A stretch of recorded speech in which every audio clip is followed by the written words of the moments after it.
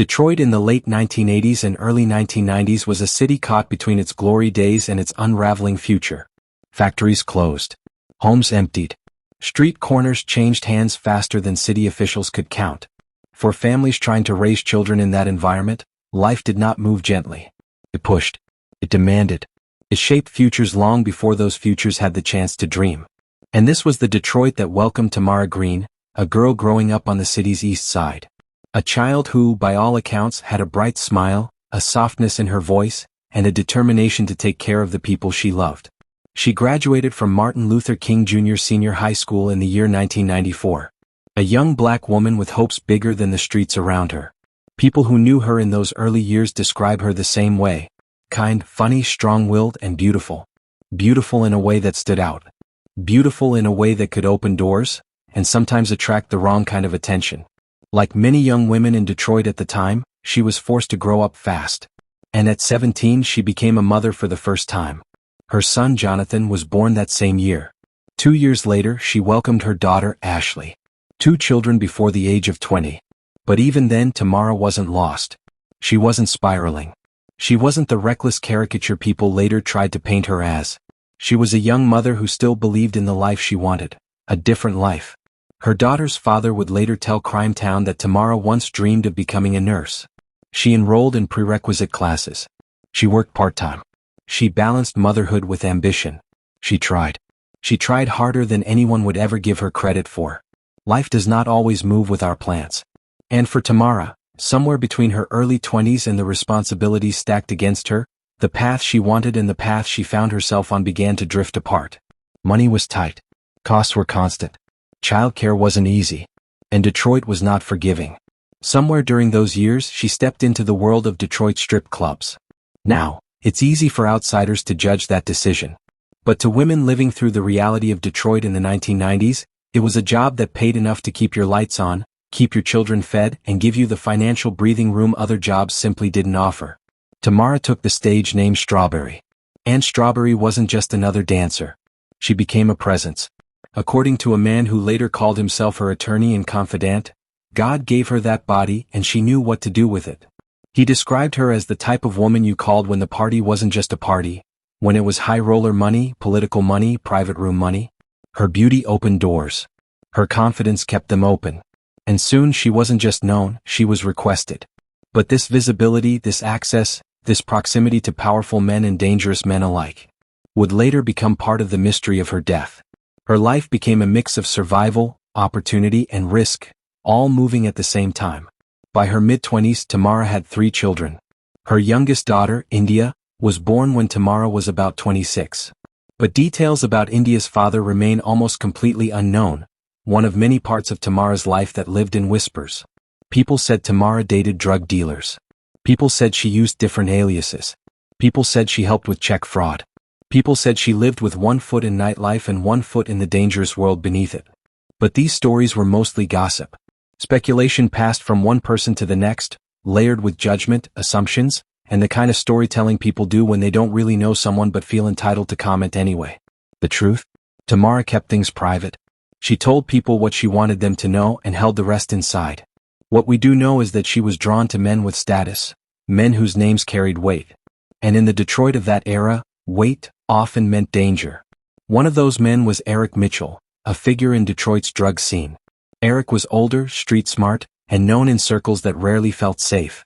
And Eric rarely let Tamara out of his sight. He was with her at the clubs. He was with her at private parties. He was with her wherever she danced. Their relationship was complicated, passionate, protective, controlling, volatile. The type of relationship where love, fear, money, and survival all blend until you can't separate one from the other. And in early 2003 that volatility exploded. The night at the residence Inn would become one of the final turning points in Tamara's life. It was a private party held in a cramped hotel room. The crowd consisted mostly of local drug dealers, men who were used to fast money, late hours, and a constant awareness that danger could be waiting outside any door. Tamara was there to perform. And Eric Mitchell was there like always, watching. But something went wrong. An argument sparked between Tamara and another man at the party. Arguments in rooms like that don't stay small for long. Voices rise. Egos flare. And someone, this man, punched Tamara. Not once but twice. hard enough to swell both her eyes. Eric jumped in. A fight erupted. And although Eric won, Tamara walked away from that room bruised, shaken, and visibly hurt. Anyone else might have stayed home, recovered, taken a break. But Tamara couldn't afford that. No dancing meant no income. No income meant bills went unpaid. So she did what she always did, she kept moving. She returned to work within days, hiding her bruises under sunglasses beneath the bright club lights. And then, another hit. That same week, the BMW she drove, often used by Eric, was shot up while parked on a Detroit street. No one was inside. No one was hurt. No one knew who fired the shots. But the message was clear. Danger was circling them. And Tamara, despite everything, kept going. By the final hours of Wednesday, the 30th day of April in the year 2003, Detroit felt like it always did in the deep night, half asleep, half dangerous. It was close to 4 in the morning when Tamara finished her shift at a club along 8 Mile Road. The crowds were thinning out. Music still pulsed behind the walls, but the air outside felt calmer, colder, heavier. Tamara walked out with the kind of exhaustion that only comes after hours of performing under lights, moving through smoke, and trying to keep herself alert in a world where alertness was survival. And like almost every night, Eric Mitchell was there. He waited for her, watched for her, moved with her. Some called it loyalty. Others called it control. Most called it complicated.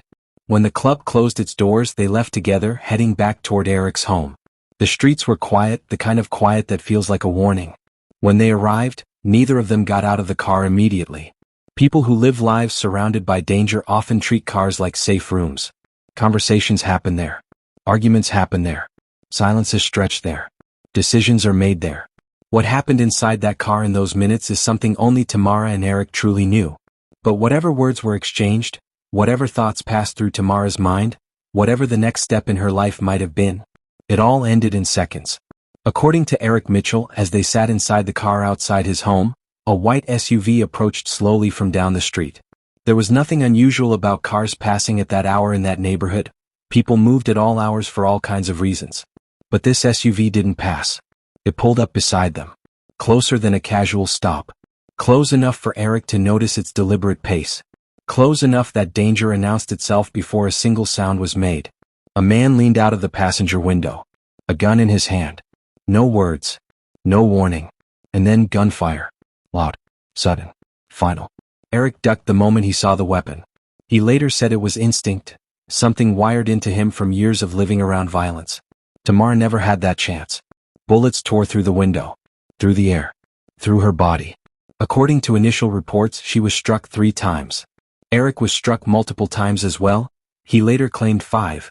Yet somehow he managed to stumble out of the car and run for help. When the shooting stopped, the car, still in drive, rolled forward on its own until it coasted to a halt. By the time paramedics arrived, Tamara Greene was gone. A 27-year-old mother. A daughter.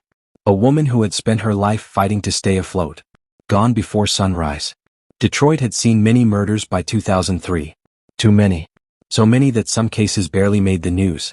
But this one would not fade quietly. Because almost immediately, something felt wrong. In those first few days, police treated Tamara's murder as simple. Too simple. The explanation they offered was predictable. This was a drug beef.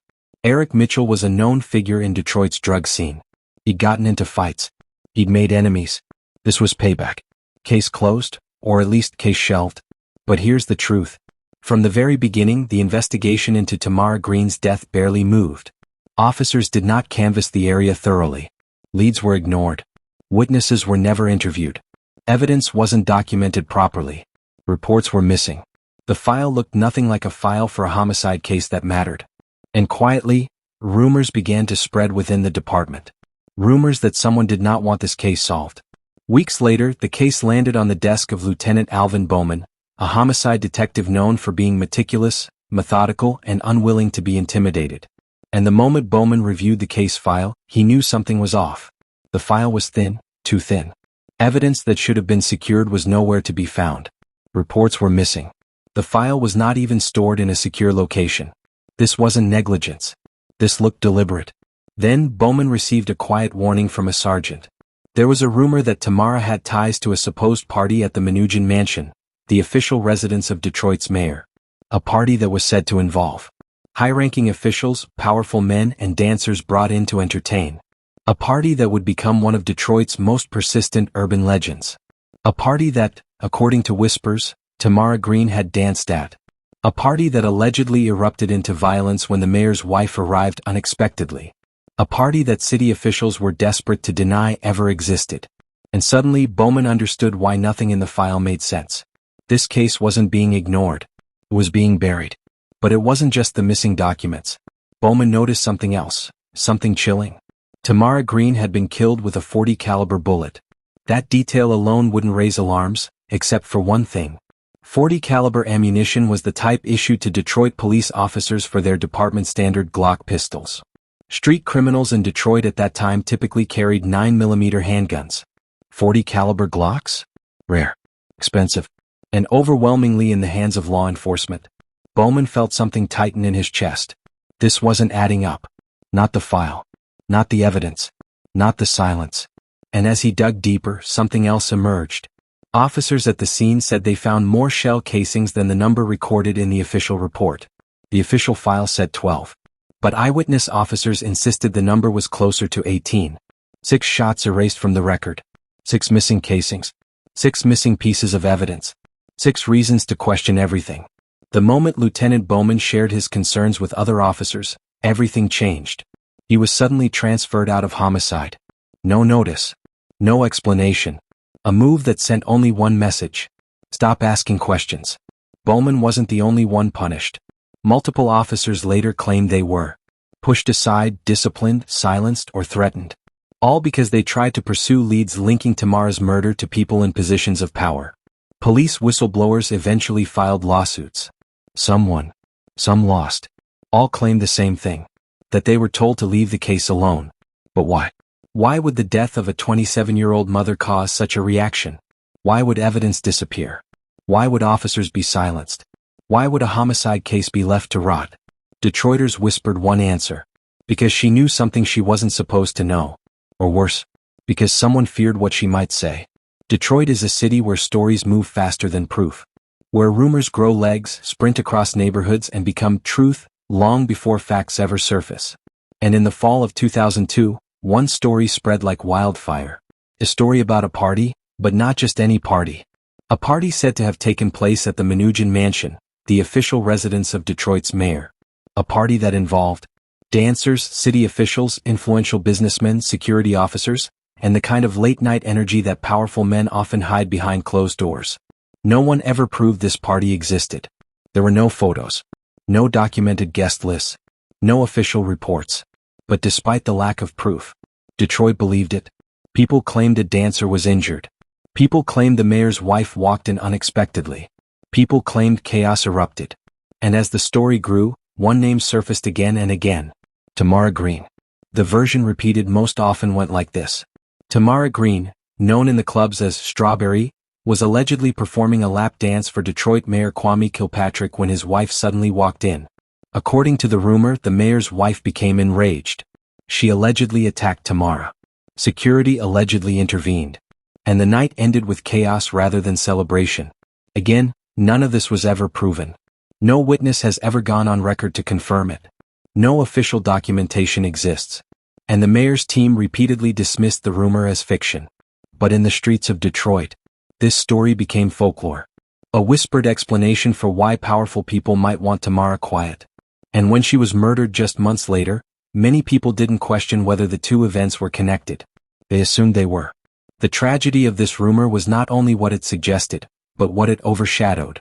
Because after Tamara's death, her entire identity became wrapped in this one unproven story.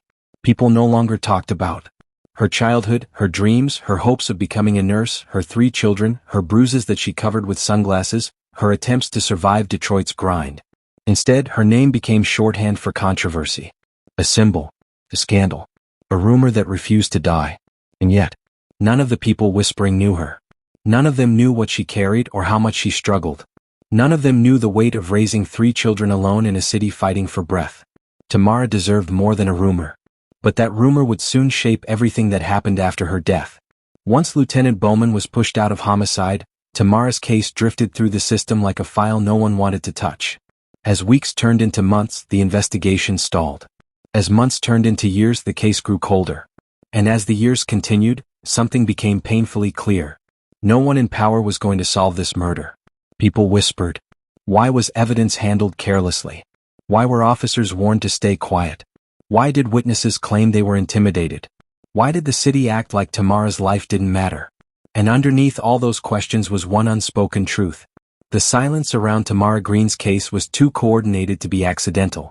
One of the most haunting pieces of testimony came years later from an EMT, a man who had no reason to lie. He claimed that sometime before Tamara's death, he treated a woman at a gas station who introduced herself as Tammy Greene. According to him, she said she was attacked at a party by the mayor's wife. He claimed he was told not to file a report, not to repeat the story, not to mention what she said to anyone. Other EMTs later echoed similar stories, that they heard things, saw things, and were told to be quiet. And these weren't people chasing fame. These weren't people seeking attention. These were everyday workers, first responders who rarely spoke publicly about anything. So when they said they were threatened, people listened. Over the next several years, multiple police officers filed whistleblower lawsuits. They claimed they were punished for trying to investigate misconduct linked to the mayor's security team. Some said they were reassigned. Some said they were suspended. Some said they were targeted. And in 2007, 2 officers won a $9 million settlement after arguing that they were retaliated against, not just for investigating police misconduct, but for trying to follow leads that circled back to the Menujan Mansion rumor. During that same period, Kwame Kilpatrick denied under oath that he had an affair with a staff member. But text messages later proved otherwise. He was charged with perjury. He resigned. He spent time in jail. And was later convicted of multiple federal crimes, including corruption. As Kilpatrick's world unraveled, people returned to one question. If he lied about the affair, if he misused city funds, if he retaliated against whistleblowers, if he created a culture of secrecy, then what else had he been willing to hide? While the city moved from scandal to scandal, while political careers rose and fell, Tamara's family lived with a grief that never softened. Her mother, her siblings, her children, and especially her daughter Ashley, who grew up carrying questions that no child should have to carry.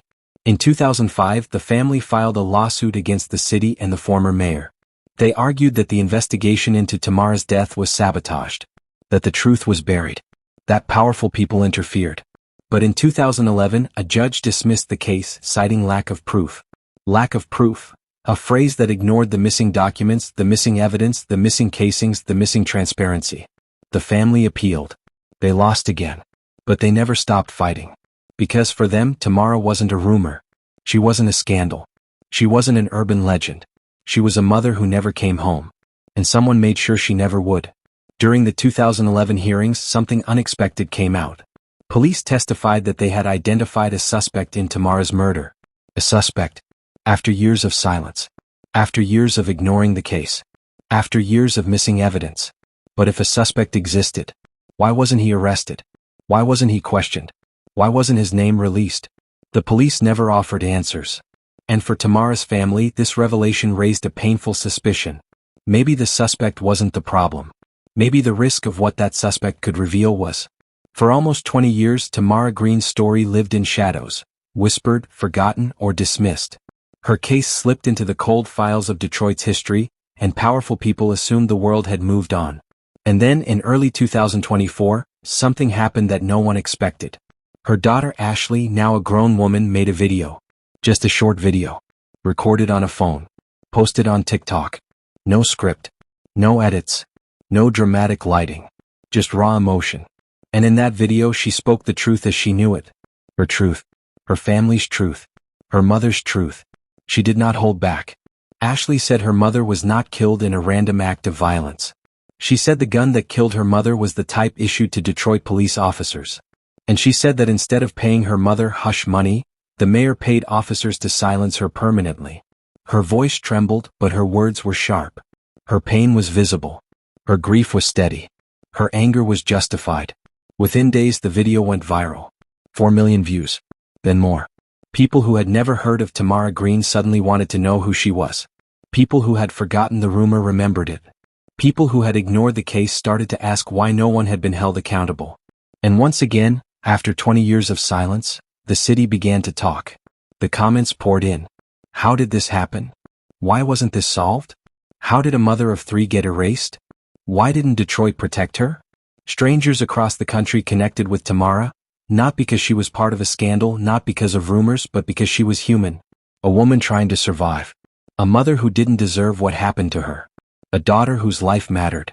People shared the video. People tagged journalists. People resurfaced old articles. People demanded transparency. What Ashley did with one video was more than the city ever did with 2 decades of authority. She made them listen. After Ashley's video went viral, Tamara's longtime attorney, Norman Yatuma, stepped forward. He didn't minimize her claims. He didn't soften the narrative. He didn't distance himself. Instead he said, everything she said was the gospel truth. Those were his words. This wasn't a man chasing attention. This was a man who stood by the Greene family for years, who fought for their lawsuit, who saw the missing documents, who talked to the whistleblowers, who knew how deep the silence around this case ran. His statement carried weight, and the city noticed. As the story surged across social media, reporters began contacting the Detroit Police Department. They asked about reopened investigations. They asked about the ballistics. They asked about the missing evidence. They asked about the whistleblowers. They asked about the alleged suspect. They asked about corruption. And the department released a statement that surprised many. The case, they said, was still open. Still open. 2 decades later. No progress. No arrests. No updated public information. Just open. To the Greene family, that meant nothing. A case can be open forever if no one is assigned to it, if no one is investigating it, if no one is allowed to touch it. Open does not mean active. Open does not mean cared for. Open does not mean justice is coming. Open just means it's not officially closed. And for families like Tamara's, open feels like a cruel technicality. When people talk about Tamara Greene, they often forget the most important part of her story. She left behind 3 children, 3 innocent lives that were shaped forever by a violence they did not choose. Jonathan lost his mother as a teenager.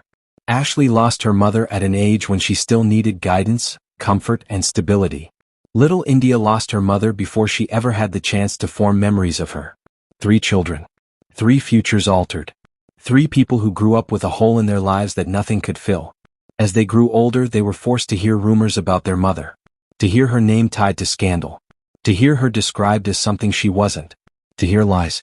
To hear stories that were never proven. To hear narratives shaped by people who never met her. They had to piece together their mother's life from whispers, and that kind of grief leaves marks. Ashley once said publicly that she was tired of people telling her mother's story wrong. Tired of the lies. Tired of the silence. Tired of the system burying the truth. Her video wasn't just anger. It was survival. It was reclamation. It was a daughter stepping into the only power she had left, her voice. Tamara's case reveals something painful about how society treats Black women, both in life and in death. When Black women go missing, the response is often slow. When Black women are harmed, the urgency is muted. When Black women live lives that fall outside society's expectations, their stories are judged rather than understood. Tamara danced to survive. She dated men who offered protection. She lived in a world shaped by Detroit's economy, its danger, and its lack of opportunity. But instead of compassion, she was met with assumptions. Instead of protection, she was met with indifference. Instead of justice, she was met with silence. And that silence became a city-wide echo. Tamara deserved care. She deserved attention. She deserved a full investigation. She deserved dignity. She didn't get any of that. And that reality reveals a much bigger truth. Her life wasn't the only one treated this way. To understand what happened to Tamara Greene, not just the night she died but the 20 years that followed, you have to understand the Detroit she lived in. The early 2000s were a turning point. Factories had closed. Neighborhoods emptied out. Crime rose while opportunity collapsed. People lost jobs, homes, and in many ways hope. And in a city searching for a savior, Kwame Kilpatrick rose like a star. Young. Charismatic. Detroit-born. Detroit-shaped. Detroit-proud. To many residents, he symbolized the city's potential. A leader who might finally restore what Detroit had lost. But hope is fragile. And power, unchecked, becomes dangerous. Whispers of overspending surfaced. Allegations of mismanagement followed. Rumors about affairs and misused city resources began to pile up. Kilpatrick's administration was slowly gaining a reputation for secrecy, and secrecy in Detroit always comes with a cost. So when Tamara Greene was murdered, and evidence seemed to go missing, and officers seemed to be silenced, and rumors about the Mnuchin mansion swirled, people didn't see a coincidence. They saw a crack in the facade. They saw a pattern. They saw the silhouette of power, and the shadow behind it. Even though the Mnuchin mansion rumor was never proven, the impact it left on Detroit was undeniable. It fueled distrust. It influenced elections. It shaped public opinion.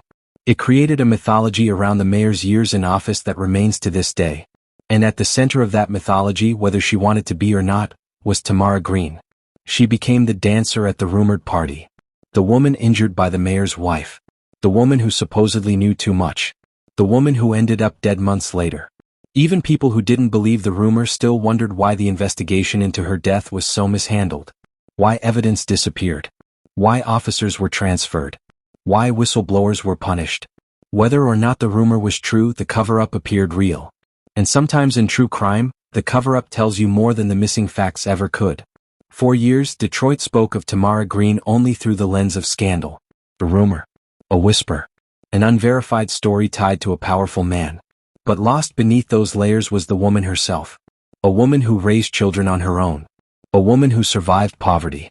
A woman who tried to go to school. A woman who adapted to her environment because she had no choice.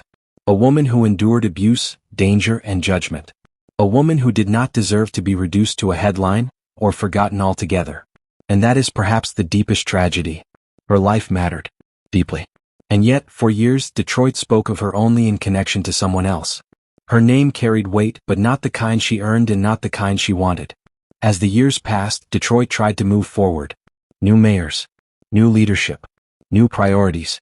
But the shadow of the Kilpatrick years never fully left. Reporters revisited the rumors. Podcasts dissected the case. True crime fans debated theories. Legal experts questioned the investigation. But every conversation ended the same way. No answers. Just questions, growing louder, spreading wider, echoing across decades. Why was Tamara Greene killed? Who pulled the trigger? Who ordered it? Why was the case mishandled? Why was the evidence missing? Why were officers silenced? Why did Detroit let her story fade? And why, after 20 years, does the truth still feel so far away? Tamara's story is heartbreaking, but it is not unique. Detroit in the late 20th and early 21st century was filled with women who disappeared into silence. Women whose lives were marked by hardship. Women whose cases never made the news. Women who fought to survive systems that were not built to protect them. Mothers, daughters, sisters, workers, survivors. Many of them, like Tamara, were caught in cycles of poverty, underemployment, and environments shaped by violence. And many of them, like Tamara, were judged more for their circumstances than understood for their humanity. This is not just a case file. Not just a headline. Not just a rumor that lived longer than the woman at the center of it. This is the life, and the loss, of Tamara Greene. And to understand what happened to her. To understand why her family has spent more than 2 decades begging for answers. And to understand how a 27-year-old mother of 3 became a symbol of power, secrecy, and silence. You must first understand Tamara the human being. Tamara the mother. Tamara the woman who, despite the world she was navigating, was just trying to make it, one day at a time. Her death became tangled in politics. Her name wrapped in rumor. And her case left in the shadows. But before all of that, she lived. And tonight we're going to tell her story, the right way. True crime researchers estimate that across the United States, thousands of cases involving marginalized women, especially black women, were never fully investigated between the 1980s and early 2000s. Part of it was systemic bias. Part of it was limited resources. Part of it was the harsh reality that society is quicker to protect those it values, and slower to protect those it does not. And that is what makes Tamara's story so painful. Because even if the Mnuchin mansion rumor had never existed, even if she had never met anyone in power, even if her life had been quiet and private, the outcome might still have been the same. A black woman in a vulnerable environment. A flawed investigation. A case that slid off the priority list. This is the backbone of the tragedy. Tamara was not just the victim of a shooting. She was the victim of a system that never took her seriously, not in life and not in death. When we tell Tamara's story, we tell the story of so many others whose names never made the news. Women who lived hard lives, loved their children deeply, fought for survival, and slipped through the cracks of justice. And perhaps that is why her story still resonates. Because Tamara stands for more than one case. She stands for a truth America rarely confronts. It is not the sensational rumors that make her death important. It is the reality that she, like so many, was failed long before the night she died. 20 years have passed. 20 years of silence. 20 years of unanswered questions. 20 years without justice. Tamara Greene's case remains unsolved.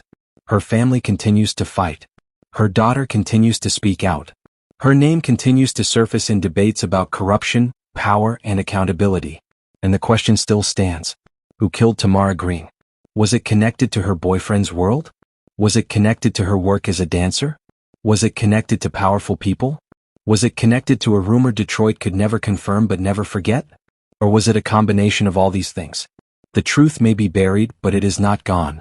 And until someone steps forward, until the missing evidence resurfaces, until the political fog clears, her story will remain one of Detroit's most haunting mysteries. But here, on Buried Secret Media, we refuse to let her disappear again. She was a mother. She was loved. She survived as best as she could. She deserved protection. She deserved justice. She deserved better than the life she was forced to navigate and the death she never should have met. Tonight we say her name with respect. Tamara Greene. May she rest in peace. And may her truth one day rise.